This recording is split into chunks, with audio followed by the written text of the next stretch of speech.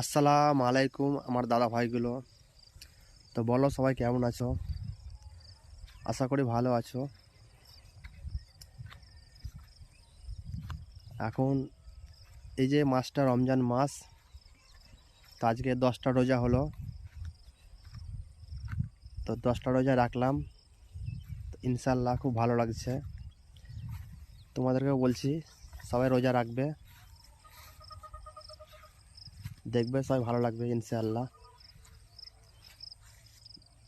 দিয়ে আমি এখন একটু এদিকে ঘুরতে এলাম মাঠের দিকে। এই যে পুকুর, আমাদের গ্রামের পুকুর এটা।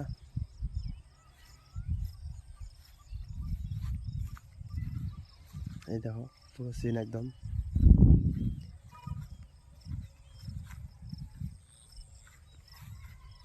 আর 20টা রোজা আছে, আশা করি 20টা রোজায় কমপ্লিট করব ইনশাআল্লাহ। এখন যদ্দূর আল্লাহ এখন যদ্দূর নিয়ে যাবে দেখা যাচ্ছে কদ্দূর হচ্ছে।